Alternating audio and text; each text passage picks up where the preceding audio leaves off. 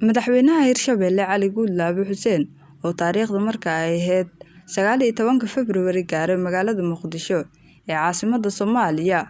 oo xilligaasi ay ka taagneyd xaalad siyaasadeed oo cakiran ayaa dadaalo ku bixiyay sidii loo dejin lahaa isfaham waaga soo kala dhexgalay midowga musharaxiinta iyo dowladda Soomaaliya kadib kulamo gooni ah oo la yeeshay madaxda dowladda federaalka Soomaaliya iyo midowga musharaxiinta.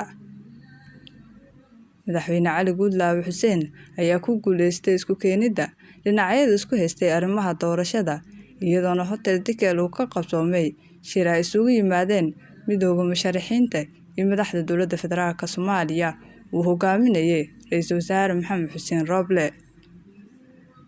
Dhinaca kale, madaxweynaha Hirshabelle ayaa inta uu ku sugnaa Muqdisho uga qayb galay shirka madaxda dowladda federaalka Soomaaliya iyo madaxda dowlad goboleedyada xubnaha ka ah dowladda federaalka Soomaaliya kaasi oo looga hadlayay xalka gaarista arrimaha doorashooyinka. Kadib ismarwaa ka taagnaa arrimaha doorashada oo 12kii bishii Abriil baarlamaanka Soomaaliya ansixiyeen in dalka ay ka dhacdo doorasho qof iyo cod ah taas oo ay ka dhalatay colaad ka dhex abuuranta midowga musharaxiinta iyo madaxda dowladda federaalka Soomaaliya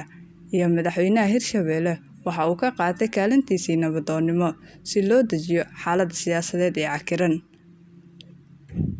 Madaxweynayaasha Hirshabelle iyo Galmudug ayaa ugu dambeyn soo saaray war-saxaafadeed ay ku baaqeen in dalka ay ka dhacdo doorasho loo dhan yahay kuna saleysan heshiiskii 17 Sebtembar lagu ansixiyay magaalada Baydhabo. Kadib war-saxaafadeedkii ay sida wadajirka ah u soo saareen Hirshabelle iyo Galmudug ayaa sababtay in dalku uu aado doorasho loo dhan yahay lana laalo ansixintii baarlamaanka Soomaaliya ay u codeeyeen in dalka ay ka dhacdo doorasho qof iyo cod ah. Dadka falanqeeya arrimaha siyaasadda Soomaaliya ayaa madaxweynaha Hirshabelle ku ammaanay kaalintiisa nabadoonnimo ee uu ka qaatay in dalka uu ku soo laabto nabadgelyo iyo xasilooni. مشرف عبد الرحمن جمعالي عثمان وهو لي 13 عضو. مشرف علي بودلاي حسين وهو لي 86 عضو.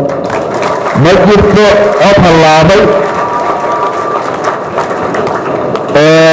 أفضل السنة أساسا وحنا قدر مدحونا شرعية دولة دولات هيرشابيله مشرف علي بودلاي حسين. Madaxweynaha Hirshabelle Cali Guudlaabe Xuseen ayaa hore u sheegay markii loo doortay in uu hogaamiyo Hirshabelle inuu noqon doono nabadoon ka shaqeeya nabadda Soomaaliya una adeega bulshada Soomaaliyeed gaar ahaan Hirshabelle. Cid kasta wax kala tabaysana gobol loo dhigo si loo helo xal waara ummaddu ku wada noolaato